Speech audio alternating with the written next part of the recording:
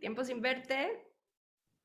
Está Dani Misrachi también, miembro de nuestra junta directiva. Saluden, saluden. Donald Canavagio, Julio Germán Arias, también miembro de nuestra junta directiva. Eli Fashka, por supuesto, que siempre es nuestro mano derecha en todos estos eventos. Ana Karina Smith, nuestra presidenta, está por ahí. Hola, manejando, de vuelta del médico con mis hijas, pero feliz de estar con ustedes y ahorita me asomo. Persona. Claro que sí, claro que sí. Qué rico reunirnos.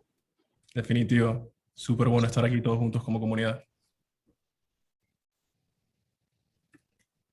Creo que ya hay un par de gente más sumándose y ya podemos comenzar pronto. Creo que...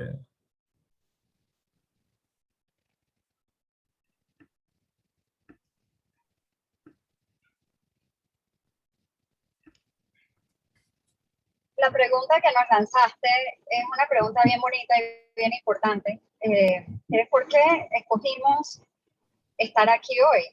¿Por qué esta conversación es importante para nosotros? Yo me atrevo a contestarla de mi parte. Claro, Mientras adelante. el resto se viene uniendo. Sí, que para mí es muy importante, dentro de tanto que ha sufrido el mundo, Panamá incluido, en el último año, tener conversaciones que nos ayudan y nos dan luz a un futuro son fundamentales, y poder reunirnos entre tantas mentes y corazones de nuestra comunidad PEN y más allá, pues es un regalo y es algo importante para Panamá y para nosotros y nuestras familias. Por eso estoy aquí hoy. Gracias, Juan Carlos. Claro que sí, increíble, y también concuerdo. Yo personalmente quiero escuchar esta conversación porque me parece un tema de mucha importancia. El año pasado, si los que pudieron estar presentes, hablamos de cuando estábamos en la mitad de la pandemia, de qué era lo que estaba aconteciendo, qué era lo que iba venía para nuestro país, y es increíble que un año después ahora estamos teniendo una conversación totalmente diferente, pero que continúa y que sigue con el tema de entonces cómo logramos esa recuperación ahora saliendo de esta crisis mundial. Y invito a todos los que quieran también compartir algo. No sé si Gina tienes algo que decir, pero sí, totalmente abierto el chat a quien quiera decir algún comentario. Bueno, por mi parte, yo creo que el trabajo que hacemos en el Pen Club es tratar de agregarle valor a nuestra comunidad y traer a la mesa mentes brillantes de nuestro país para que ayuden a iluminar ese camino. Así que ojalá que esta conversación agregue valor para todos y que juntos de aquí pues salgan, que sea como un catalizante para tener nuevas ideas y para ponernos en acción. Claro que sí. Creo que con eso ya podemos comenzar. Definitivamente, yo voy a decir algo pequeño en inglés. For anyone whose native language is English, we do have a translation option. You can see the little globe at the bottom of your screen. There's interpretation. You can either choose Spanish or English in case you want to switch to another language or if your language of preference is English. Sin más preámbulo, quiero darles a todos la bienvenida del Penn Wharton Club of Panama, tanto de la directiva como de los miembros, a nuestro conversatorio anual, el día de hoy con don Guillermo Felipe Chapman y el señor Felipe Chapman, padre e hijo, los cuales nos van a compartir su perspectiva acerca de la recuperación económica de Panamá y los pasos que se van a necesitar para poder ser triunfantes en ella. Les converso un poco de por qué hacemos estas conversas. Como egresados de Penn, es toda esta comunidad, uno de los lemas de la universidad es The Power of Penn. Y como este lema es tan importante y queremos llevarlo a otras comunidades, nos parece súper importante dentro de nuestras propias comunidades, de nuestra comunidad, a través ya sea de acciones o conversaciones, dar un impacto positivo. Y siento que, y sentimos que a través de una conversación así podemos lograr un impacto muy grande y conversaciones que no se generarían de ninguna otra manera. Ahora voy a pasar la palabra a Gina, que va a introducir tanto al señor Guillermo como al señor Felipe, y de ahí vamos a explicar un poquito cómo va a ser la dinámica de la conversa. Adelante, Gina. Bueno, me siento muy emocionada porque creo que esta es de las pocas veces que vemos a don Guillermo Chapman y a Felipe Chapman juntos, y la idea de esto es que fuera una entrevista, el hijo entrevistando al padre y una conversación íntima. Así que estoy segura que va a estar muy emocionante para todos. Don Guillermo Chapman no necesita introducción, pero me permito leer unas breves palabras de su biografía. Economista de Louisiana State University con una maestría en Economía y Finanzas de la misma institución. Presidente de la Junta Asesora y fundador de INDESA, con más de 40 años de experiencia en consultoría a los sectores público y privado. Ha sido ministro de Planificación y Política Económica, gobernador del Banco Interamericano de Desarrollo, del Banco Mundial y del Fondo Monetario Internacional. En la actualidad también es miembro de la Junta Directiva de la Autoridad del Canal de Panamá. Felipe Chapman.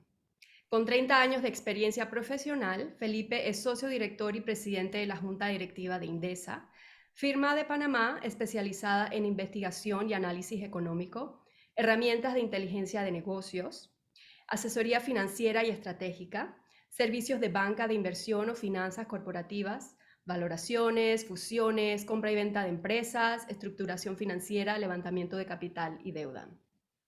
Antes de Indesa, Felipe fue presidente de la Junta Directiva y gerente general de la Bolsa de Valores de Panamá, Latin Clear y Latinx Holdings. Actualmente es director de Grupo Eleta, Corporación Medcom, director independiente de Banismo, de la Fundación para la Libertad Ciudadana, Transparencia Internacional, capítulo de Panamá, y la Fundación Psoriasis de Panamá. Felipe Chapman tiene un Arts Bachelor en Economía de Brown University y un MBA del INCAE Business School.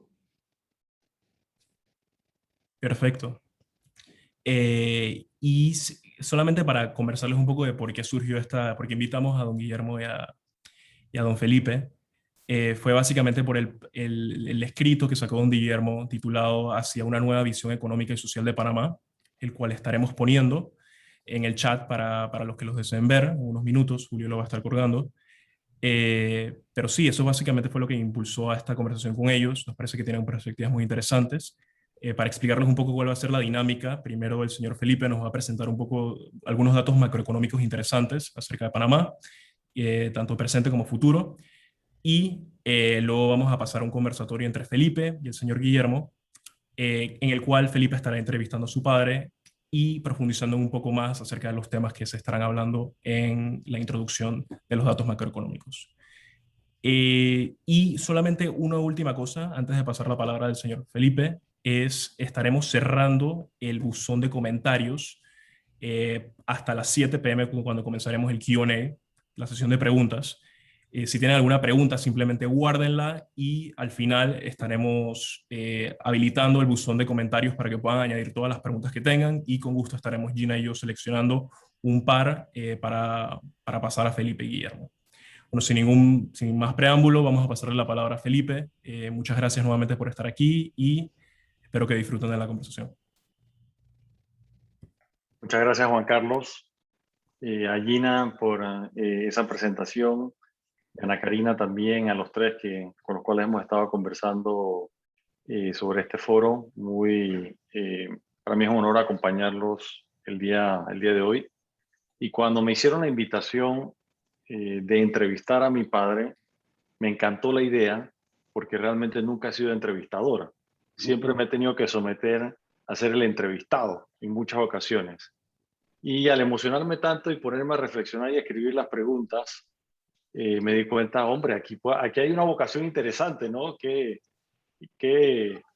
realmente emocionante puede ser en algunos casos ser entrevistador y sobre todo cuando se trata de personas interesantes o por supuesto, en mi caso, muy especial a mi querido padre en el día de hoy, ¿no? Sobre un tema que a ambos, a él y a mí, nos llama la atención y que esperamos que sea de provecho para todos. Tengo una muy corta presentación preparada en el día de hoy para ustedes que espero les ponga en contexto lo que está...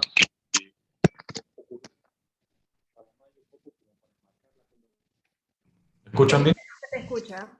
Ahora sí. ¿Me están escuchando? Perfecto. Okay. Un poco para enmarcar la conversación y de ahí pasaremos entonces a la siguiente etapa de preguntas. Voy entonces a pasar a compartir pantalla y abrir la presentación y por favor me comentan si la pueden ver bien.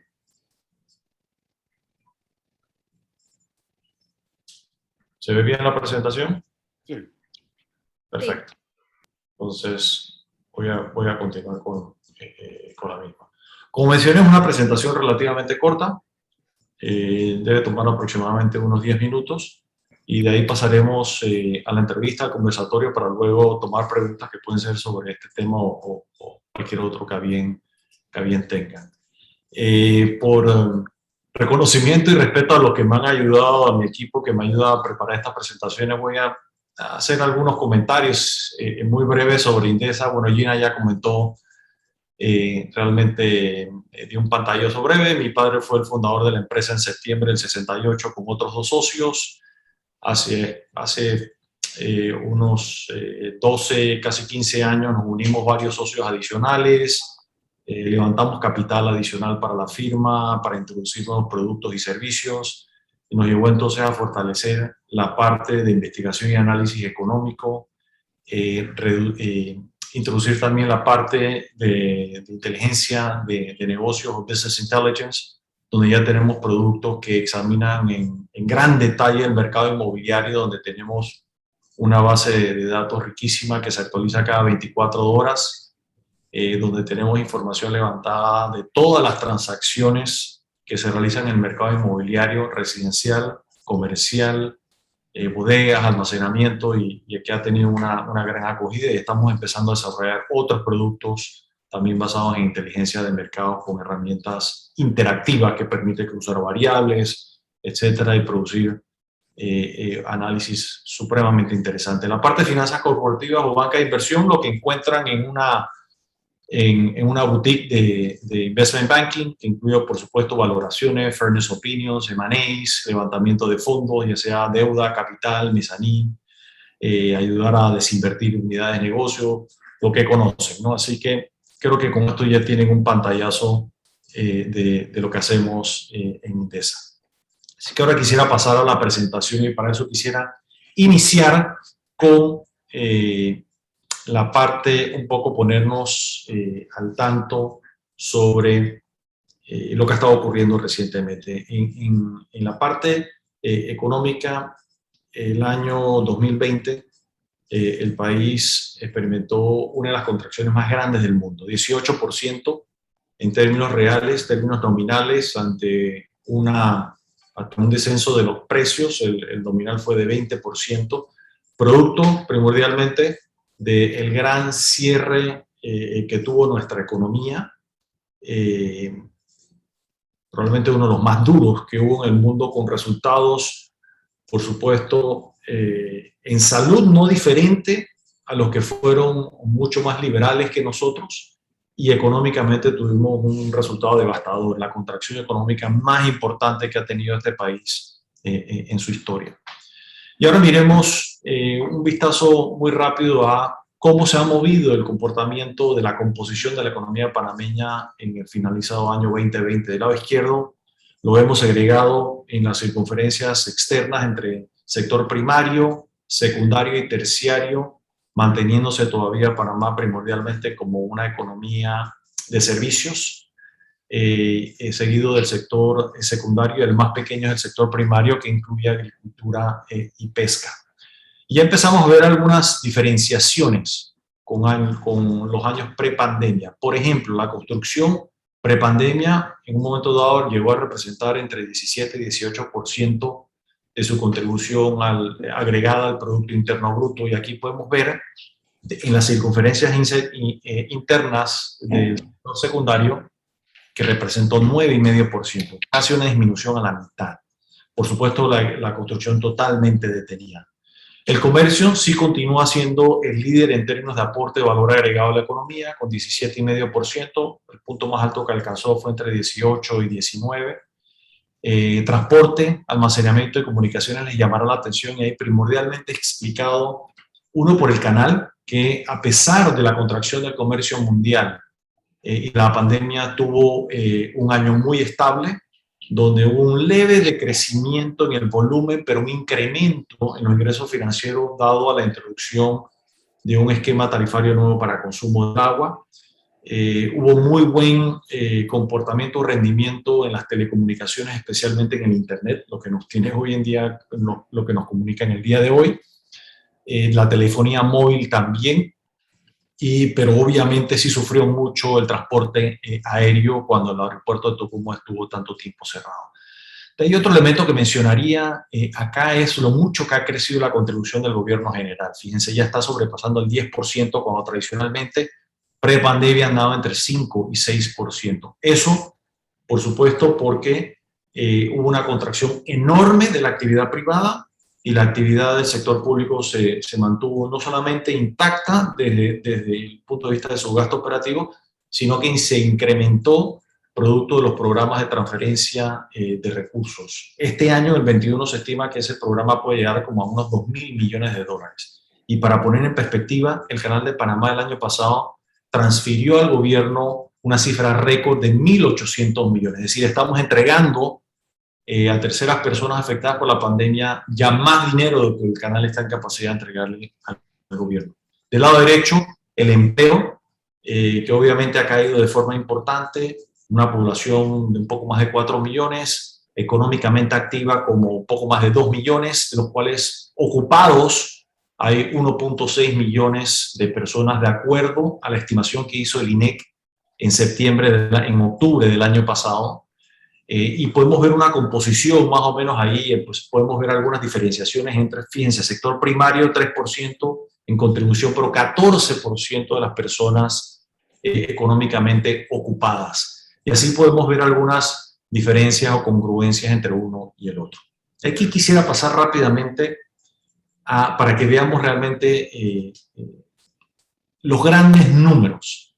Y cuando vemos y repasamos el cálculo tradicional del Producto Interno Bruto, que incluye consumo, inversión pública y privada, gasto de gobierno, exportación e importación, y bajamos a ver los datos en términos nominales, lo primero señalar, la economía pasó en términos nominales de 67.000 millones de dólares en producción a poco menos de 53.000, es decir, una pérdida enorme en términos del Producto Interno Bruto. Ya está el cambio nominal de 20.7% negativo.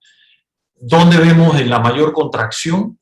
La podemos ver en orden de porcentaje en la inversión, donde se contrajo mayoritariamente privada, y recordemos que aquí por cada dólar que tradicionalmente ha invertido el Estado, el sector privado ha invertido 4 veces o 4 dólares.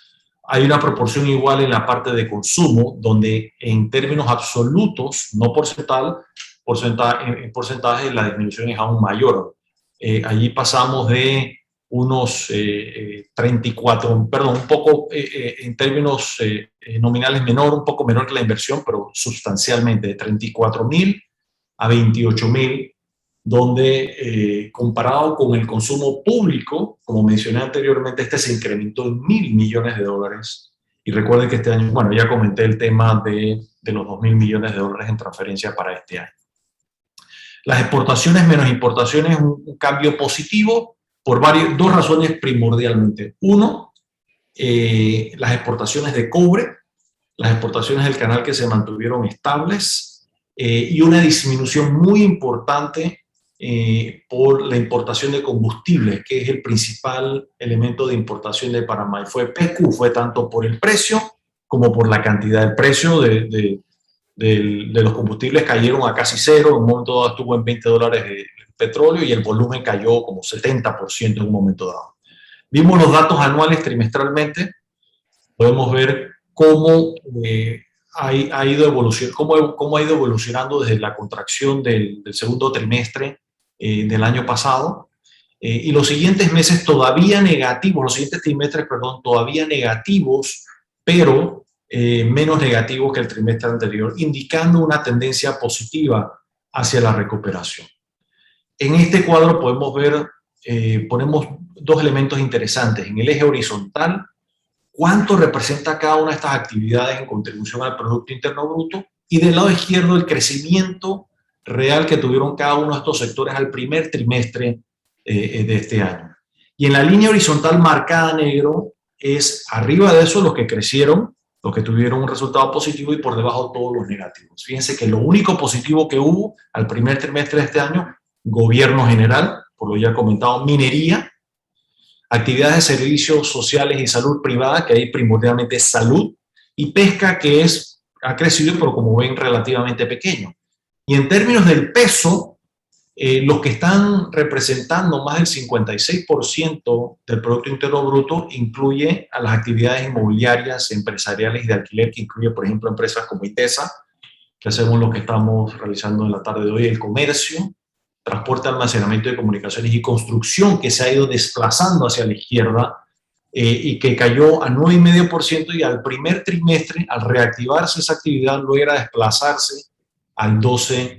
Y desplazándose a la derecha ha estado el gobierno central y la minería.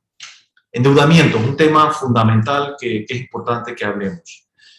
A pesar del detenimiento que ha habido en el crédito al sector privado, tanto a personas como a corporaciones, producto primero de la moratoria, después de las medidas tomadas por la Superintendencia de Banco, y que las cifras hablan por sí solas, que la oferta de crédito ha caído, y a pesar de eso, irracionalmente estamos proponiendo un régimen de control de tasas de interés, lo cual va a agravar esto aún más, afectando a los grupos que más crédito necesitan. Paradójicamente, a los que supuestamente se les quiere ayudar, van a ser los más afectados. Es decir, quien no necesita crédito lo va a tener disponible, y quienes más lo necesitan no van a tener crédito disponible en el mercado formal. El mayor incremento aquí, por supuesto, gobierno, que ha pegado un brinco impresionante de 45%, 46% de endeudamiento versus el tamaño de la economía, casi 70%. Y por supuesto, aquí tenemos un denominador que aumenta y un denominador que es el tamaño de la economía disminuyendo de forma sustancial. Por ende, el producto de la relación esa aumenta de manera importante. Ahora vemos que a la primera mitad de este año disminuye levemente, sobre todo disminuye por el sector privado, lo que les comentaba de cómo ha ido contrayéndose el crédito en el sector privado, y bueno, y parece que lo que buscamos es que se contraiga aún más. Ya les mostré datos anuales y trimestrales del Producto Interno Bruto, es decir, valor agregado en producción. Sin embargo, si queremos seguir más de cerca el comportamiento, nosotros les recomendamos seguir el índice mensual de actividad económica, el IMAE, que publica también el INEC de forma mensual, que es un índice, no es valor agregado de producción como el PIB. Y el índice lo que nos envía es una señal hacia dónde podemos esperar que se va a comportar el PIB. Y podemos ver en la línea azul esa pendiente ascendente del IMAE, con el último dato que tenemos a mayo de casi 21%. Y fíjense que hay una gran coincidencia en el levantamiento o el relajamiento de las restricciones de movilidad, en este caso datos que obtenemos de Our World in Data, pero si hacemos lo mismo con los índices de movilidad de Google, vamos a encontrar lo mismo. Es decir, en la medida que va aumentando la movilidad, se van relajando las restricciones, inmediatamente brinca la actividad económica que podemos recoger aquí en el IMAE. No tenemos datos todavía del PIB para el segundo trimestre, que estamos atrasados, dicho sea de paso, pero pronto deberíamos tenerlo. Mercado de empleo, probablemente la mayor preocupación que todos tenemos. Fíjense, primero, una leve contracción de las personas dispuestas a participar en el mercado laboral. Hay una pérdida de deseo de participar de más de 63,000 personas, se reduce entonces la población económicamente activa. El número de ocupados, que no es asalariados sino ocupados, se reduce en 288,900 personas. Enorme, una caída de 15%. De lo cual lo más impresionante es la caída de los asalariados, sector formal, a los datos estimados por el INEC a octubre del año pasado, de casi 260,000, 22% de contracción. Solamente un aumento en cuenta propia. Patrono o dueño también se contrae en 20,000. Trabajador familiar, que incluye empleados domésticos, por encima de los 21,000. Y en total los desocupados entonces se incrementan de 146,000 a 371,000 personas, es decir, 225,000, un incremento de 154%, impresionante. Lo que les comentaba en la parte bancaria, fíjense otro fenómeno. En efecto, aquí los datos hablan por sí solos, así que en vez de estar haciendo un discurso de qué va a pasar, dejemos que que los datos cuenten la historia. Ya la tenemos ahí frente a nosotros. El crédito ha bajado a raíz de la pandemia y las medidas de intervención de mercado que se han tomado y que pareciera que queremos profundizarlas. Y paradójicamente, en la pandemia aumentaron los depósitos. Una de las razones es porque el consumidor o el depositante, obviamente ante una economía cerrada, no tenía en qué invertir o en qué gastar. Así que eso se reflejó en un aumento de los depósitos. Y no ha habido tal cosa como la fuga de depósitos que muchos tenían. Ya vamos entonces cerrando.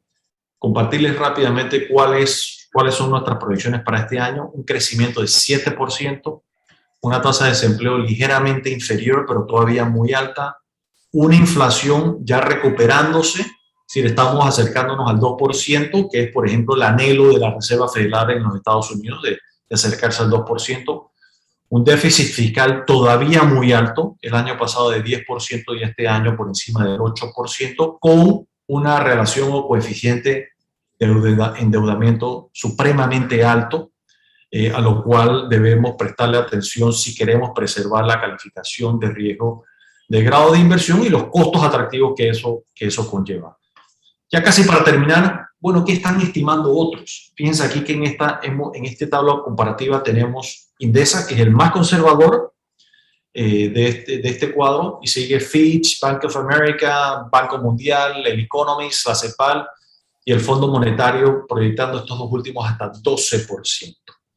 Y en nuestro análisis, para alcanzar esos crecimientos en lo que resta del año, fíjense que para alcanzar el 7% de Indesa, nos faltaría crecer casi 14%.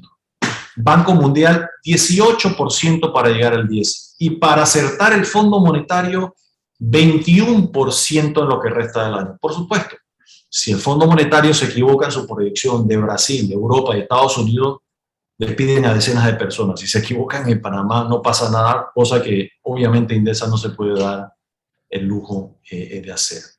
¿Cuáles son los problemas más apremiantes que vemos hoy en día? Por supuesto, mencioné el empleo, el programa de IBM o de jubilación de beneficio definido, que ya tiene fecha de muerte, si no hacemos nada, en escasamente 3 años, al 24, los niveles de desigualdad, pobreza, distribución de ingresos, la calidad del capital humano, que es un reto importante, las carencias de políticas públicas de largo alcance, servicios sociales muy inefectivos, empezando por la educación, la salud, que lo comento en el siguiente punto, y una economía bimodal, una economía del sector moderno en la cual estamos, todos los que estamos, podemos participar de este foro en el día de hoy, y otra tradicional que se está quedando atrás, pero muy rezagada, lo cual es insostenible y altamente preocupante.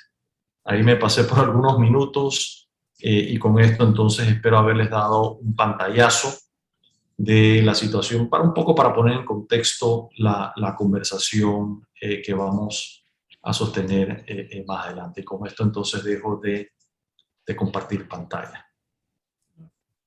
No, mil gracias, Felipe. Súper interesante todos los datos que has dado.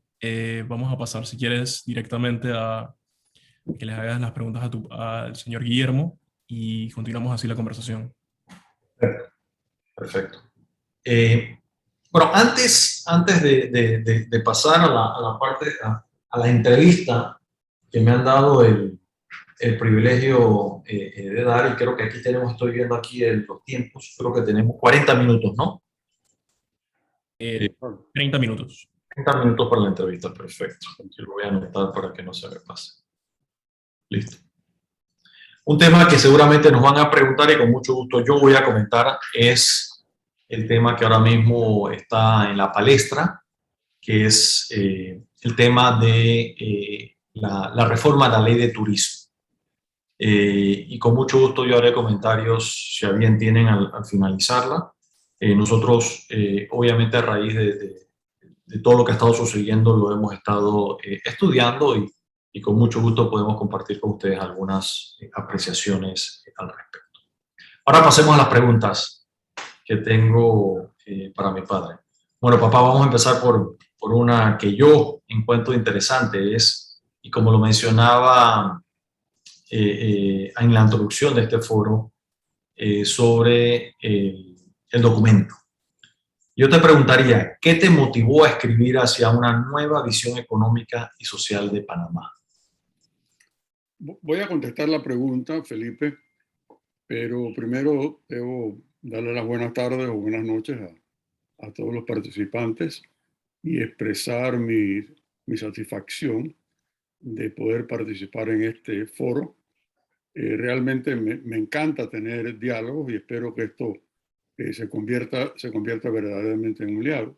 Es más, respecto a tu pregunta sobre qué me motivó hacia una nueva visión económica, realmente, tal como está escrito, lo que invita a la gente es a considerar los problemas y a reflexionar sobre los mismos. Y mayor satisfacción será que la gente reflexione y que plantee alternativas y que haya, ¿no?, una discusión inteligente, educada sobre el tema, cosa que no es muy común en nuestro medio, donde realmente no discutimos seriamente sobre los problemas. Bueno, la motivación es en buena medida lo que acaba de presentar, lo cual yo vi venir y lo hablamos mucho en Indesa, como tú recordarás, de que, bueno, ya la economía se venía desacelerando. En el año 2019 crecimos al 3%, cuando el crecimiento de la década esa pasada, del 2010 al 19, fue de más del 6%, compuesto anual real, de manera que crecer a la mitad de esa velocidad ya es sumamente importante. Se empezó a disparar el desempleo y luego, con el primer año de la pandemia, llegó a estar en el orden del 20%. Para efectos de una comparación, yo miré hacia atrás y el desempleo más alto que ha registrado la economía panameña desde los años 50 fue a raíz de la invasión, realmente el año antes de la invasión, cuando fue del 16,5%. Y también vi cosas que coincide con lo que pasa en muchas economías y con un fenómeno muy común que, si me perdonan el tecnicismo, le llaman histéresis, que es la poca capacidad que tiene una economía de rebotar instantáneamente. Muchas veces los procesos de recuperación son lentos. Pero lo que más me impresionó de lo que pasó después del 16,5% de fines de los 80 es que el desempleo se mantuvo alto hasta el 2001. O sea, arrastramos esos niveles de desempleo altísimo hasta el 2001. Y yo anticipo que eso es un problema que vamos a tener. El desempleo, por supuesto, ya no está en el 20%, por lo menos según los cálculos del INEC, un poco distintos a los cálculos tradicionales que se basan en una encuesta muy extensiva. Creo que son 40.000 encuestados, una cosa muy detallada, y aquí pues hicieron una interpolación pues, del orden del 20%. No va a ser eso, pero sí mínimo 2 dígitos y por un buen número de años. De manera que eso, la falta de iniciativa que yo veo con respecto a una mirada hacia el futuro de parte de la administración de turno, me hacen ver que no estamos preparados para realmente enfrentar los problemas del país, mirar los cambios sumamente serios que hay que enfrentar, uno de los cuales, el más inmediato, es el tema de las pensiones del Seguro Social, pero ese es uno de muchos otros temas sobre los cuales nos está planteando primero un análisis, un diagnóstico serio del problema y mucho menos un plan de mediano plazo para enfrentarlo, reenrumbar la economía,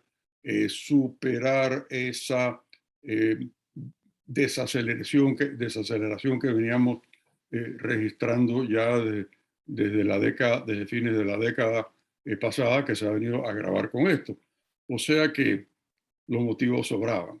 Y la evidencia no podía ser más contundente de que estábamos viviendo problemas muy serios.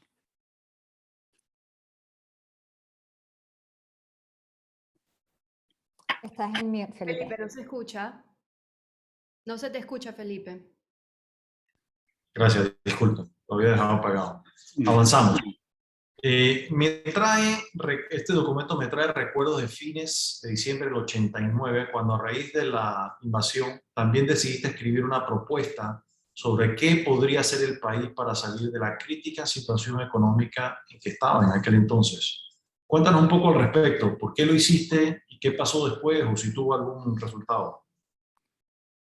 Bueno, cuando la invasión, que yo paradójicamente me había enterado esa misma noche, dato anecdótico, estábamos en una recepción que daba Petroterminales de Panamá y en ese momento se me acerca un amigo que yo no me lo voy a mencionar porque después jugó un papel interesante en esto, Jaime Arias, y me dice, oye, me acaba de llamar mi hijo Ramón para decirle que una amiga que estaba con él en la universidad en Washington le dijo que su novio, que es periodista, le había avisado que lo estaban movilizando a Fort Bragg porque estaba embedded, como dicen hoy día con los periodistas, en la división aerotransportada 82, porque venían a una invasión en Panamá. Bueno, alguien más ha debido saberlo porque en 5 minutos el salón quedó, y bueno, vino la invasión, el salón se disipó, pero vino la invasión y bueno, hubo toda clase de movimientos de la gente, hubo yo creo que eso fue una reacción prácticamente instantánea, intuitiva, de muchos barrios que decidieron impedir la llegada de gente de otros lados. Incluso eso pasó en mi barrio, entonces habían puesto barricadas y la gente estaba allí, bueno, frente a las barricadas para impedir que vinieran otra gente y de paso se acercaron algunos de algunas barriadas populares. Yo decidí que realmente yo era uno más, incluso ahí estaba retirado un ex coronel de las Fuerzas de Defensa que venía con un asistente que hizo unos disparos de ametralladora al aire y los tipos salieron huyendo, la gente que venía a entrar. Y tus hermanos, porque la invasión te agarró fuera de la casa, tus hermanos estaban ahí también en la barricada, así que yo decidí, pensé, seguramente nadie está pensando en el día después, en la mañana después, ni la mañana después de la mañana después. Así que me senté en una Apple que tenía a escribir algunas ideas que realmente no era una propuesta extensa como la que he escrito ahora para discusión y motivación de la gente, sino fueron 3 o 4 páginas con algunas ideas básicas en donde cuantificaba el potencial de los daños, la necesidad de meterle una inyección de recuperación a la economía, y planteé una serie de propuestas de medidas específicas, principalmente cuestiones que tenía que aportar los Estados Unidos. Y bueno, cuando terminé, digo, ¿qué hago con esto? No tenía una impresora. Entonces llamé a Jaime Arias, que era vecino mío a la sazón, y porque yo sabía que él tenía una Apple también, y le pregunté si tenía impresora, me dice, sí. Le dije de qué se trataba, y me dice, no, yo voy para allá. Se vino a la casa, trajo la impresora, imprimimos el documento y él me dice, ¿puedo imprimir una copia adicional? La imprimió, se le envió a su hermano Ricardo Arias, que era a la sazón primer vicepresidente, en esa época habían 2 vicepresidentes, y él la compartió con el resto del triunvirato de gobierno que estaban reunidos en la antigua Cancillería, lo que es hoy día creo que la gobernación lateral al Parque Porras, y entonces me llamó el vicepresidente Ford Billy, y me dijo, hombre, tenemos tu documento, quisiéramos conversar contigo. Entonces, bueno, sorteando todas las cosas, fui allá a la Cancillería y me reuní con el presidente Endara, Arias y Ford, y lo discutimos. Y dice, bueno, queremos que te vayas a Washington a presentar esto al gobierno americano. Yo digo, bueno, necesito un nombramiento. Dice, bueno, siéntate en esa máquina de escribir y escribe el nombramiento. Bueno, y fuimos a Washington y logramos que levantaran las restricciones, que devolvieran los fondos. Incluso estando allá con alguna gente que me acompañó, tuvimos que fletar un avión y que usando parte de los fondos que nos habían liberado, mandar $50 millones en billetes en un avión desde Houston, y porque el gobierno no tenía con qué pagar la planilla de la segunda quincena de diciembre, porque las bóvedas del Banco Nacional la habían saqueado antes de abandonarlo. Y bueno, esa fue la suerte. Efectivamente, los americanos cumplieron en buena medida distintos componentes. Sumaban un poco más de $1.000 millones.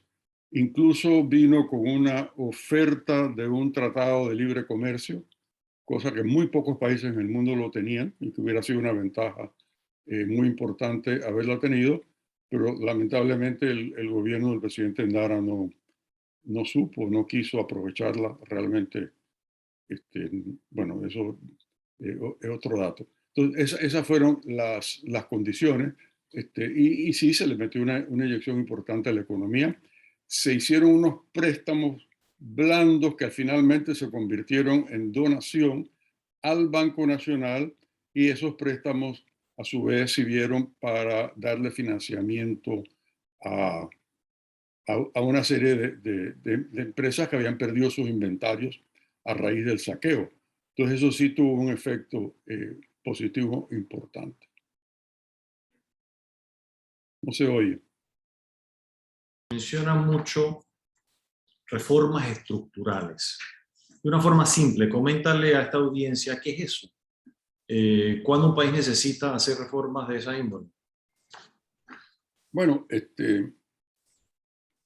la respuesta más directa y sencilla es en momentos como ahora, no necesariamente por los efectos de la pandemia, sino por los efectos de la coyuntura y los problemas de desaceleración que tiene la economía. El crecimiento tan fuerte que tuvimos la década pasada es el resultado de condiciones únicas que yo veo muy difícil que se repitan. Y un país necesita, primero, las llamadas reformas estructurales no son otra cosa que reformas a las reglas del juego, o sea, las normas, las disposiciones legales que dictaminan lo que puede hacer y lo que no puede hacer el sector privado. Una de las reformas estructurales más importantes es la laboral, la de migración, la de educación, la de preparación del personal para que sea productivo. ¿Y por qué la necesitamos? Porque estamos perdiendo productividad. Una forma de medir el crecimiento y el potencial de crecimiento de la economía es mirar la contribución que hacen los factores de producción, capital, trabajo y la productividad de esos factores, que técnicamente la llamamos la productividad total de factores, la PTF, al crecimiento total de la economía. Entonces tenemos que el crecimiento de 6% en la década pasada, el aporte del capital representó 8% de crecimiento. 7% de crecimiento, perdón. El aporte de la mano de obra, el trabajo modificado por educación, por mejoramiento del capital humano, una contribución del 1%. Pero crecimos al 6%. Quiere decir la productividad total de factores factores, la forma en que tiene que ver mucho con la habilidad del sector empresarial y tiene que ver muchísimo también con la capacidad para utilizar bien, para utilizar eficientemente los factores de producción, el capital y el trabajo a través de una combinación. Y eso está determinado por las reglas del juego. Entonces, una señal clarísima. Pudimos haber crecido al 8%, pero no lo hicimos porque la productividad total de factores cayó 2%. Es decir, tenemos que por lo menos darle la vuelta para que no sea negativa. Idealmente crecer a 1, a 2%, no mucho más, un poco más es hasta posible. Hay países que tienen la productividad de hasta el 3%, que es una forma de utilizar mejor los recursos y garantizarse un crecimiento sostenido, como se mencionó claramente en la introducción. Entonces, en estos momentos, cuando la economía se estaba desacelerando, no podemos repetir la pauta de la década pasada, y la productividad está negativa, es necesario las reformas estructurales, varias de las cuales se hicieron en la reforma de la administración del presidente Pérez Valladares, que casualmente lo vi entre los asistentes. Bueno, hablando casualmente de él, la siguiente pregunta que te iba a hacer lo menciona. Pues tú no eres miembro ni nunca has sido miembro del partido PRD, pero a pesar de ello fuiste uno de los miembros políticamente independientes del gabinete del expresidente Ernesto Pérez Valladares. Ya eso no se ve ocurrir. Es decir, la ausencia de independientes en gobiernos. ¿Por qué pasó eso? ¿Cómo pasó? Cuéntanos un poco. Bueno, en realidad la respuesta la tiene que dar Ernesto Pérez Valladares, pero yo voy a intentar dar una explicación de por qué. Yo creo que él estaba muy consciente de un temor, un resabio, una cierta sospecha que tenían mucha gente, especialmente en los sectores productivos, la banca, la industria manufacturera, etcétera, etcétera, sobre qué se podía esperar del PRD. Dado que el PRD fue un partido fundado en la época de la dictadura, y bueno, se hicieron cosas buenas, pero también hicieron cosas que mucha gente deploraba. Yo creo que era una forma de mandar una señal. Tener un ministro de Planificación y Política Económica, que era básicamente una parte de lo que hace hoy día el Ministerio de Economía, tener un ministro independiente. Y segundo, yo pienso que había, sin haber hablado, una homogeneidad de pensamiento de qué era lo que había que hacer. Tercero, yo que tiene que ver mucho con la personalidad del presidente, que es la capacidad de trabajar con otra gente que no piensa exactamente como él, y respetar pues el profesionalismo de otros. Incluso yo no fui el único. El ministro de Relaciones Exteriores terminó siendo Ricardo Alberto Arias, quien tampoco era ni ha sido PRD. Es más, creo que en un momento militó en el antiguo PAPO, si alguno tiene suficiente edad para acordarse de ese partido. Y bueno, la historia fue que pocos días después de la elección, en muy pocos días, creo que en menos de una semana, hubo un desayuno invitado por invitación de Gabriel Luis, que fue en su casa. Él me explicó pues, que era una reunión con el presidente electo, y en ese momento él dijo, pues básicamente parte de lo que estoy diciendo, que él quería tener un gobierno más amplio, y invitó a una serie de gente. Algunos incorporamos y no nos incorporamos. Es más, yo le dije que me interesaba mucho, pero que tenía que conversar varias cosas con él. Y esa conversación fue muy interesante. yo le dije, mira, a mí me interesa mucho este ministerio y tú me has debido oír las cosas que estoy diciendo por ahí. Sí. Y lo que yo quiero, propongo que hagamos esto. Mira, hay que sanear la situación fiscal. Había una deuda que en ese momento, si recuerdo bien, era el equivalente a la deuda externa, más de 6.000 millones de dólares, era equivalente al 95% del Producto Interno Bruto. Eso había que reestructurarlo, que fue una operación, una cirugía mayor que requirió un par de años montarla y financiarla y ejecutarla. Había que balancear el presupuesto. Y en el periodo de Pérez Valladares no solo se balanceó el presupuesto, sino hubo varios años de superávit, cosa que no hemos visto en muchos años, yo diría tranquilamente en los últimos 12, 13 años, más de 10 años definitivamente. Bueno, seguramente las últimas dos administraciones no han tenido superávit. La privatización de una serie de entidades que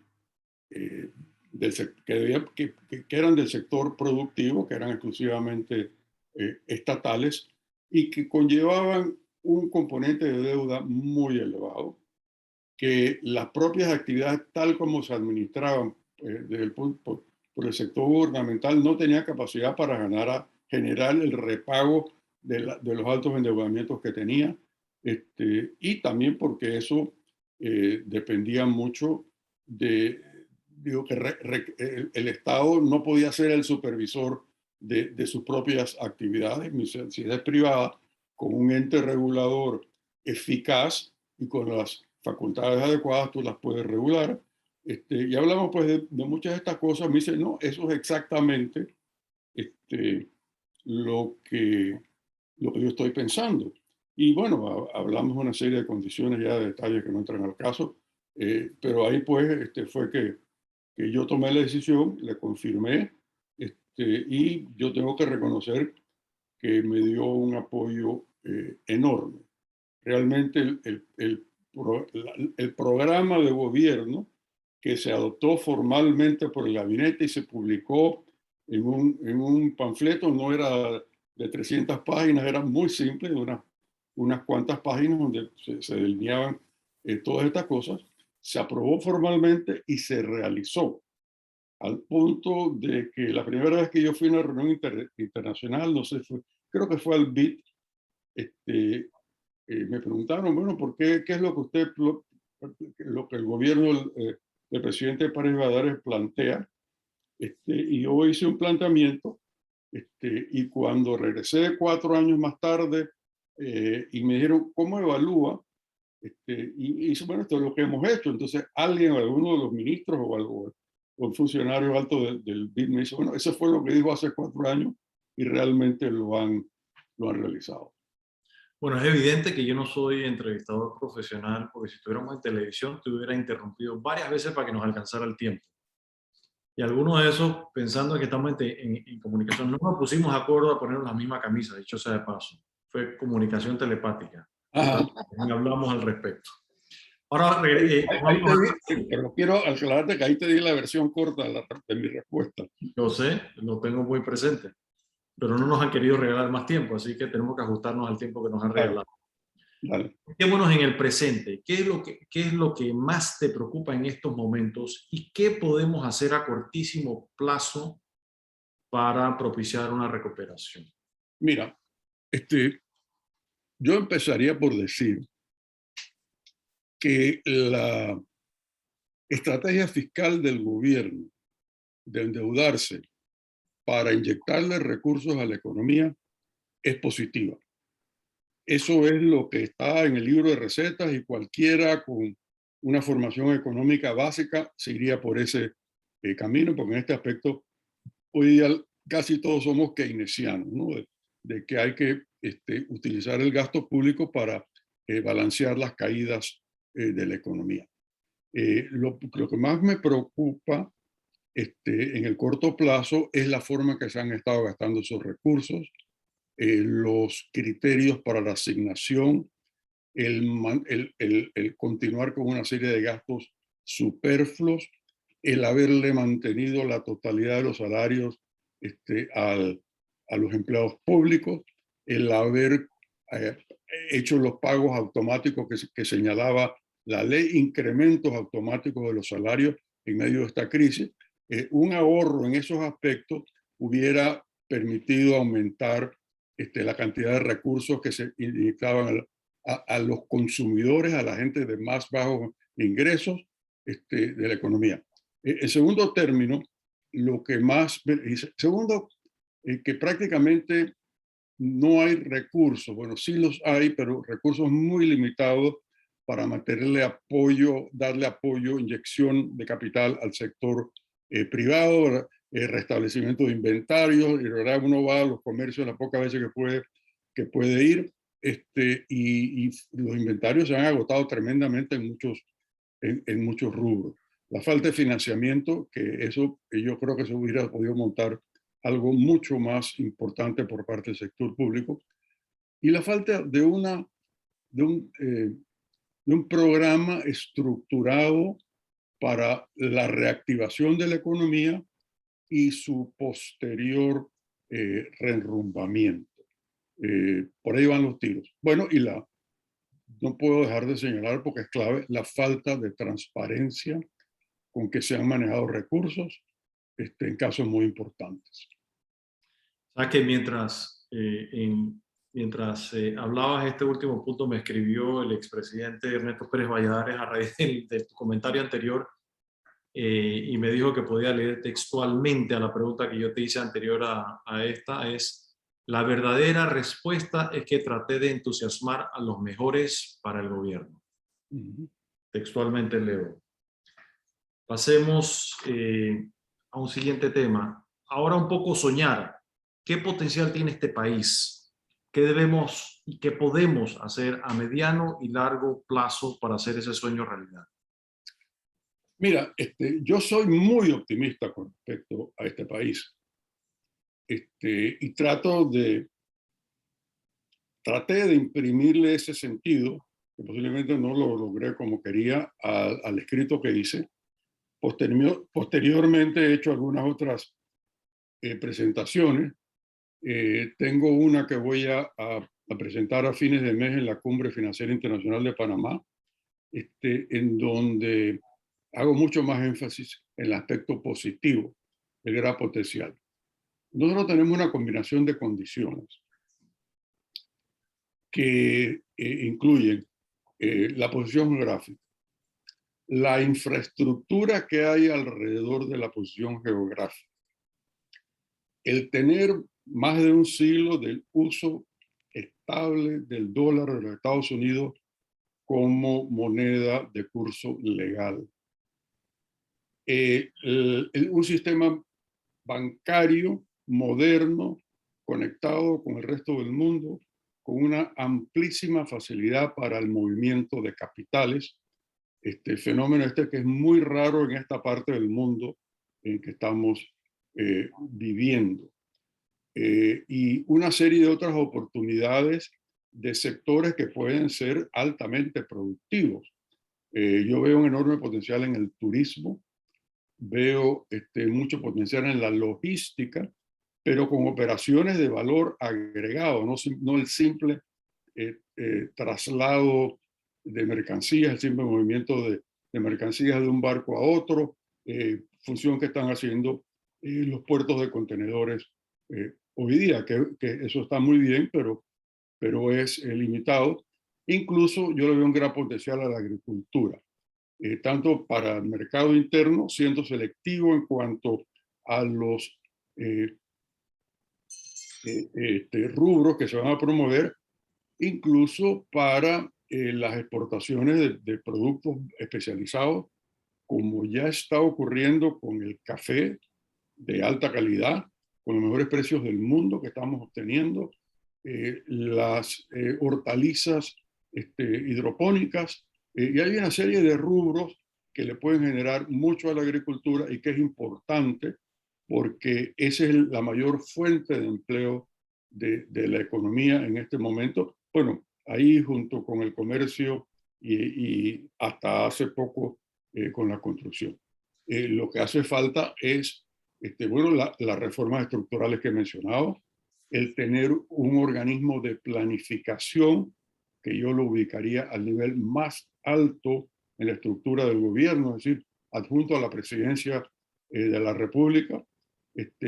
Nos hace falta un consejo fiscal, un grupo de expertos independientes en temas financieros y económicos y legales que examine en forma independiente el desempeño fiscal del gobierno, cómo se formula el presupuesto, cómo se ejecuta, informe periódicamente a la ciudadanía y le haga recomendaciones al gobierno para un momento. Es la única forma de tener transparencia, de asegurarnos una rendición de cuentas. Realmente es una lista de tareas muy seria, pero yo creo que es realizable. Nosotros en este país hemos hecho cosas muy importantes.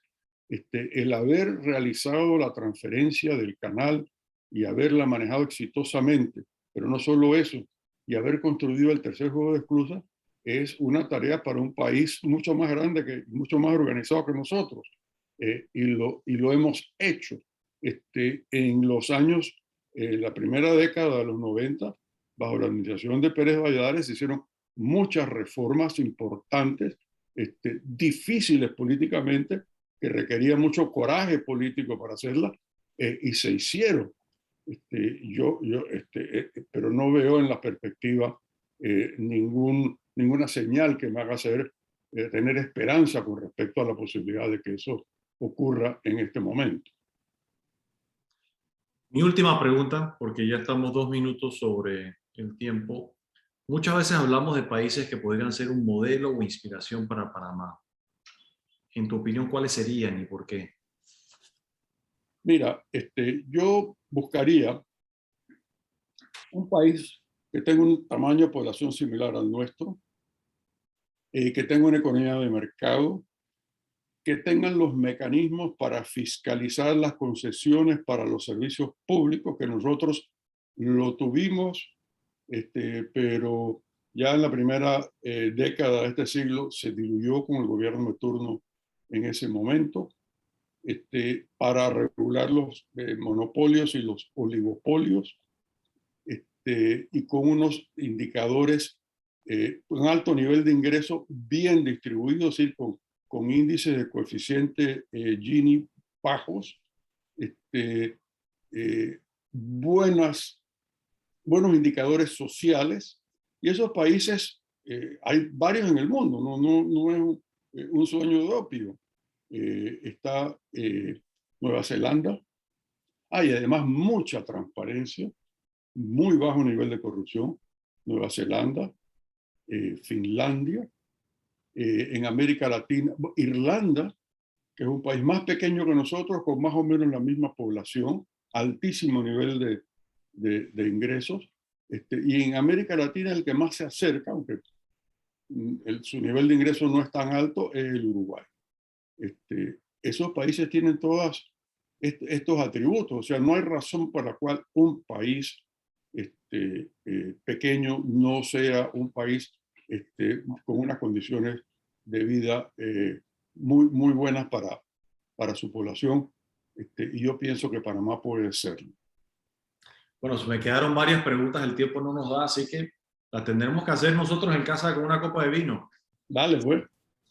No será para otra conversación, definitivamente. Y súper interesante, y gracias por todos esos puntos que nos han brindado, esa narrativa que definitivamente nos ha abierto la mente de alguna manera. Ahora quiero proceder con la parte de Q&A, de preguntas. Invito al público de 2 maneras a hacer las preguntas que tengan. Ahora estamos abriendo el chat box para que las pongan. Primero que traten de hacer la pregunta lo más corta posible, directo al punto, para no alargarla tanto. Y hay 2 maneras de hacerla. Pueden ponerla en el chat, como dije anteriormente, o pueden decir en el chat que quieren decirla en voz alta, y con gusto les hacemos un mute y pueden decir la pregunta. Creo que ya tenemos una pregunta. Es un poco extensa, pero creo que podemos ir con con la primera, con el primer punto que creo que hace un buen resumen. Okay, dice Horacio Stribi, les pregunta, ¿cree que una política de transversal de fomento de la tecnología e innovación digital como fintech, blockchain, inteligencia artificial puede estimular la economía de servicios como la nuestra? Te la dejo, Felipe. Yo creo que sí. Yo creo que en Panamá en la parte del fintech estamos rezagados, sin lugar a duda. Y en un momento dado yo sentí que había algo de resistencia, tal vez por temor de parte, por ejemplo, en la parte bancaria por parte de la superintendencia de bancos, pero eso se ha ido perdiendo ese miedo. A punto tal de que invitaron, o no sé por iniciativa de quién, yo hoy en día forma parte de la junta directiva de la superintendencia de bancos, mi tocayo Felipe Echandi, que quienes lo conocen saben que es un defensor a ultranza del fintech y de los servicios financieros no bancarizados, lo cual a mí me gusta y ver la juventud identificada con eso. ¿Y por qué Horacio? Yo pensaría que sí coincido y si hace la pregunta y te conozco es porque probablemente estás pensando y coincidiendo con lo que yo estoy diciendo. Es por el nivel de bancarización. Es decir, si aquí hablamos del nivel de la penetración del crédito, sí, muy bueno, excelente indicador versus el resto del mundo, 80%, 85% de crédito privado versus el tamaño de la economía. Pero cuando nos vamos al nivel de personas que utilizan y acceden a servicios bancarios, financieros formales y que tienen cuentas bancarias, Panamá está muy rezagado con otros países. Y no son los Irlanda o Nueva Zelanda que comentó mi papá. Vayámonos cerca. Colombia. Colombia tiene una relación préstamos PIB sustancialmente inferior que Panamá, probablemente la mitad, pero mucho más bancarización. ¿Por qué? Ahora, bueno, ha prosperado mucho. Recientemente hay mucha actividad de fintech en Colombia. Y por ejemplo, aquí hay bancos colombianos que tienen inclusive sus plataformas de fintech, que entiendo que ya están empezando a tomar tracción, pero porque han logrado bancarizar al campesino, al poblador de la parte rural, a través de mucha creatividad e iniciativa. Así que yo creo que eso es algo definitivamente que este país necesita para promover la inclusión en la economía. No, totalmente. Y gracias por compartir esa opinión. Vamos con la siguiente pregunta, si les parece, de Gina. Gina comenta, dado el incremento en deuda, contracción de la economía y cifras presionadas que vimos, ¿qué tan cerca estamos de perder nuestro grado de inversión y cómo podemos mantenerlo sabiendo lo difícil que fue obtenerlo? Sí, voy a intentar la respuesta y si quieres la complementas tú, Felipe. Yo creo que depende principalmente si perdemos o mantenemos el grado de inversión del desempeño que tenga la economía y las finanzas públicas este año y el próximo. Y depende del crecimiento de la economía porque esa es la fuente para el crecimiento de los ingresos públicos. Entonces, se necesitan pues unos ingresos públicos robustos. Yo creo que hay dos problemas. La debilidad que ha tenido hasta ahora la economía, la contracción, y la eficacia del ente recaudador, que aparentemente, según dicen muchos expertos, está dejando bastante dinero en la mesa. O sea que incluso a corto plazo no hay que pensar en términos de una reforma tributaria ni nada parecido para elevar el lado de los ingresos. Y lo otro es la forma como se están manejando los gastos. Por un lado, el Ministerio de Economía y Finanzas trata de controlar los gastos, pero por otro lado vemos lo que hemos ya comentado tantas veces, como cómo se utilizan los recursos, que incluso no se está dedicando una cantidad mayor a inversión por simplemente usarlos en gastos corrientes poco productivos, exceso de planilla, frondosidad burocrática. Ahora, ¿qué significa el grado de inversión? No es el fin del mundo. El grado de inversión, como la mayoría de ustedes saben, es que el instrumento tiene suficiente calidad para que lo puedan adquirir los fondos de pensiones.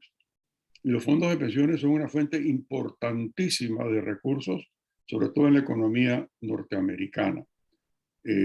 Está, por ejemplo, el fondo de pensiones de los empleados públicos del estado de California, CalPERS, que es enorme, posiblemente uno de los fondos de inversión más grandes de los Estados Unidos, que en un momento nosotros tuvimos entrevistas con ellos por un servicio que le damos a muchos bancos de inversión y fondos de inversión en los Estados Unidos en cuanto a la situación de la economía panameña y con relación a la deuda panameña que muchos tienen, y el examen exhaustivo a que ellos nos sometieron desde el punto de vista de las cosas que querían saber sobre Panamá, el manejo económico, la orientación de las inversiones, el gasto público y sobre todo las condiciones sociales, la legislación laboral, una serie de cosas, lo miran muy minuciosamente. No conozco otros fondos de pensiones de empleados públicos en el resto de los Estados Unidos, la mayoría son estatales, excepto para los empleados federales, que también miran eso con mucho cuidado. Perder el grado de inversión significa perder el acceso a esos fondos, el aumento en los costos, o sea que un problema doble de limitación de los recursos accesibles y un aumento en el costo de los mismos. Yo añadiría a eso otro elemento que están mirando muy de cerca las calificadoras y es la caja de seguro social. Uh-huh. El problema que tiene el fondo de invalidez, vejez y muerte de beneficio definido se puede convertir en un enorme problema y un talón de Aquiles para las finanzas públicas. Si no resolvemos ese problema y el Estado se ve en la obligación, el Estado no, el gobierno se ve en la obligación de cubrir ese déficit, realmente el impacto en el saldo fiscal sería enorme. Y eso sin lugar a duda es un peligro. Y lo otro que he leído y en conversaciones que he tenido con algunas de las calificadoras es, les gustaría ver, en caso de haber una reforma que no sea tributaria, que sea fiscal, que incluya ingreso y gasto, los dos elementos. Y se ha mencionado también que haya un plan claro para ordenar las finanzas públicas post pandemia y normalizar los niveles de apalancamiento, endeudamiento y por supuesto la parte fiscal.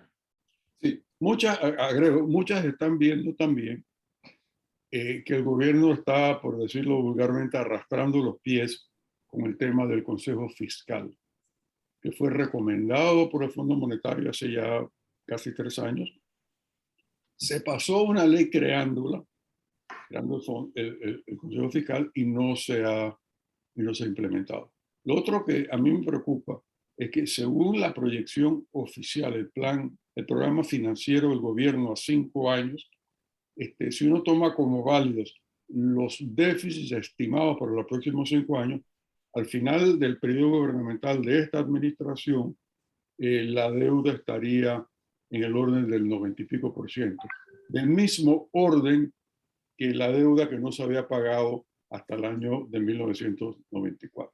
O sea que estaríamos en pocos años a nivel de hace 30 y tantos años. Perfecto. Y mil gracias por compartir nuevamente. Sé que fue una respuesta muy extensa y definitivamente podríamos quedarnos hablando un buen rato acerca de ella. Pero vamos con la siguiente. Les pregunta Alex a don Guillermo, que hace unos minutos él mencionó que Panamá necesita una reforma laboral. ¿Podrías comentar, señor Guillermo, qué tipo de cambios debería tener esta reforma laboral y por qué es tan importante? Sí, mira, es tan importante porque de la capacidad gerencial que tengan los empresarios para gestionar, para administrar su mano de obra, depende en buena medida la productividad. Yo pienso que uno de los enfoques podría ser inspirarnos en lo que ya existe en Panamá, ¿sí? Para no inventar lo ya inventado. Y me refiero a las normas laborales que se adoptaron para el área económica especial Panamá-Pacífico. Nosotros en Indesa participamos con una serie de consultores que contrató el Banco Mundial para diseñar ese muñeco. Y una de las cosas en las encuestas internacionales que se hicieron fue averiguar qué veían los inversionistas potenciales que eran los problemas en el área, en muchas áreas, ¿no? Pero en el área laboral. Principalmente las tarifas fijas para las horas extraordinarias de trabajo, que lo hacen prácticamente impagable. La programación de las vacaciones, la programación del día feriado para que no sea necesariamente domingo. Y que muchas de estas cosas podrían ser incluso materia de negociación con el sindicato o los representantes de los trabajadores. Sí, sacar del área rígida del Código de Trabajo una serie de estas cosas. Eso ha estado funcionando en Panamá Pacífico. He visto que se incorporó en la recién adoptada ley de empresas multinacionales manufactureras, y realmente es un mecanismo mucho más racional que prohibirle, por ejemplo, los sindicatos en la zona libre de Colón, de hecho, en el sector bancario, de hecho, que no deja de ser una arbitrariedad. Yo sé que todo el mundo se eriza cuando dice que hayan sindicatos en estos sectores, pero o tenemos la tabla rasa, tratamiento igual, campo balanceado para todo el mundo, o tenemos un régimen de discriminación entre los distintos tipos de trabajo. Yo haría la gran excepción del canal, ¿no? Total. Y gracias nuevamente por compartir esa respuesta. Vamos ahorita con Orlando Reyes. Nos comenta que él considera que es muy importante la incorporación de Panamá a la OCDE. ¿Consideran ustedes que es importante que Panamá acelere el paso a sumarse a este organismo? Realmente yo no tengo mucho entusiasmo con eso. Panamá, regresando a las ventajas que tiene, esas ventajas nos han dado un nivel de crecimiento elevadísimo. Aprovechando esas ventajas, eliminando pues los obstáculos que hemos tenido, nos permitiría continuar con eso. Me parece que el ajuste para hacernos miembros de la OECD, de la OCDE, sería bastante traumático en el país. No me gusta el precedente que nosotros tenemos de habernos incorporado a una serie de tratados de libre comercio con Estados Unidos, con Centroamérica, con una serie de otros países, cuando no hemos tomado las medidas para aprovechar los mismos, ni defender las industrias. Yo temo que tomamos eso, nos ensartamos con la necesidad de una serie de medidas muy duras, difíciles de vender, cuando las que ya tenemos que vender para hacer la economía más productiva son de por sí difíciles. Yo minimizaría el costo político, por lo menos a mediano plazo. Perfecto. Y creo que eso responde bastante bien la pregunta de Orlando. Sigamos adelante y nuevamente recuerdo al público que si desean decir la pregunta en voz alta, con gusto también pueden escribirnos en el chat directamente y les podemos hacer el unmute. Seguimos con el señor Martín Arias, que les pregunta, ¿qué opina de la idea de una constituyente y cuáles son los cambios claves que creen que se necesitan? Eso es para ti, Felipe. Perfecto. Yo estoy de acuerdo que la Constitución es perfectible, y en particular los temas que a mí más me preocupan de la Constitución, yo diría, son los problemas que tenemos en el órgano judicial, en el órgano legislativo, en tal vez algunas limitaciones o prohibiciones que tiene la Constitución. Mundo ideal, mi recomendación sería que tengamos una constitución, un borrador o una propuesta preparada por las mejores mentes que podemos encontrar en el país y que esa sea sometida tal vez a una aprobación nacional, ¿no? Yo entiendo el deseo de querer modificar la Constitución a través de un proceso constituyente. Mi preocupación, y felicito a quienes realmente están llevando eso adelante porque es una iniciativa valiente y patriótica, sin embargo tengo algunas reservas.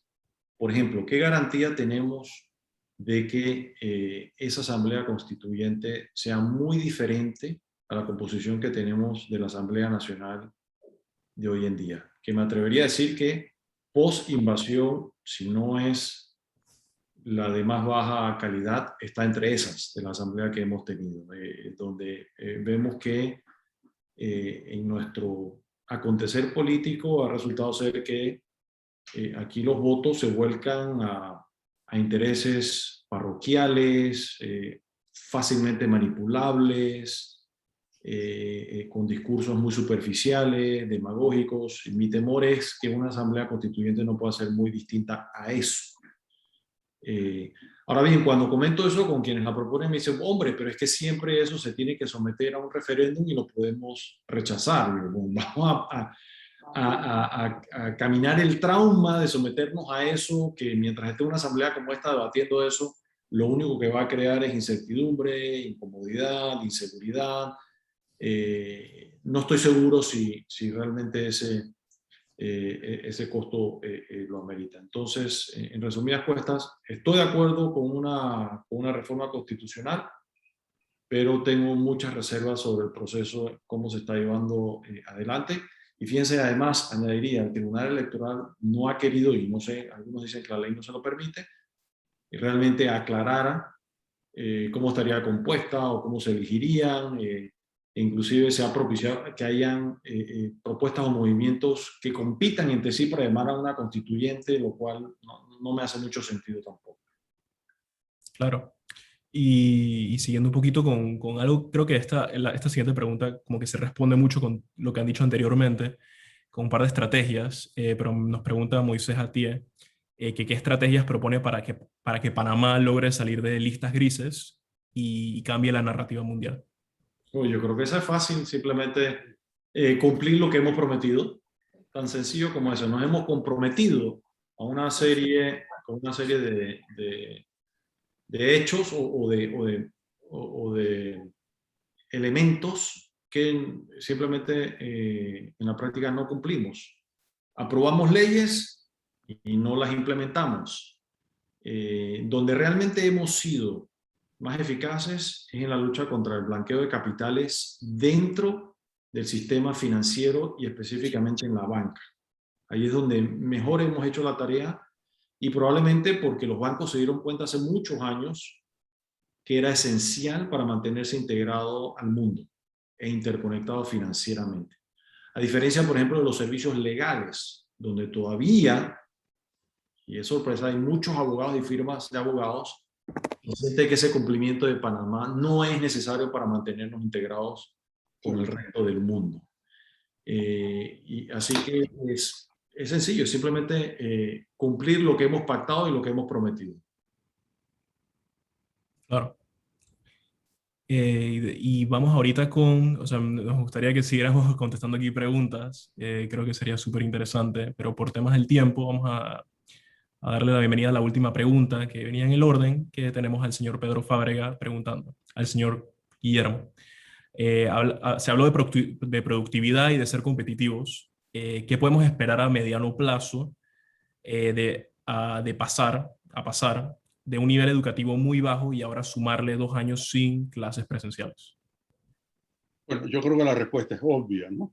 Estamos perdiendo 2 años, son 2 generaciones, digo, dos clases, dos segmentos, 2 estamentos de la juventud que vienen incluso con una formación peor y realmente incluso se va a hacer más difícil emplear esa. O sea, hay una combinación de que no no estamos aumentando la calificación de la mano de obra, por una parte, es decir, de los recursos humanos, es mucho más que mano de obra, y por tanto no podemos esperar aumentos en la productividad, a menos que hagamos unos esfuerzos extraordinarios que requieren unas reformas muy importantes. Definitivo. Y nuevamente, muchas gracias por compartirnos esta conversación, siendo que para todos va a ser de suma ayuda para llevar estas conversaciones, ya sea a sus grupos de amigos, familiares, conocidos, etcétera. No sé si tienen algunas últimas palabras para ya cerrar, si tienen algún último comentario. Agradecerles un montón de parte nuevamente del Penn Wharton Club of Panama por venir acá, darnos nuevamente esas palabras y esperamos que se repita, porque sé que quedaron muchos temas pendientes y definitivamente esto avanza muy rápidamente. Sí. Como mencioné al principio, no fue, fue una conversación totalmente diferente a la que tuvimos el año pasado. Así que no sé si tienen algunas últimas palabras y con eso nos despedimos. Bueno, yo simplemente agradecer el agradecimiento, pero expresarla que ha sido muy, muy satisfactorio. Me siento muy complacido de haber participado en esto y los felicito por la labor que están realizando. Igualmente yo, agradecido por la oportunidad que nos han dado, la cortés invitación, y los felicito efectivamente por la iniciativa y por estar preocupado por estos temas que parece extraño, pero hay muchos que no lo están seriamente y no están dispuestos a analizarlos de fondo y estar dispuestos a tomar las decisiones valientes que necesita el país. Total, total. Ok, nuevamente gracias y eso sería todo por hoy. Muchas gracias. Muy bien. Buenas noches. Buenas noches. Muchísimas gracias. Luego. On mute si quieren y un fuerte aplauso. Muchísimas gracias. Excelente. Ah, Thank you. Good evening. Good evening, thank you. gracias a todos. Chao. Ah, Me quedé No. con el sector pesquero.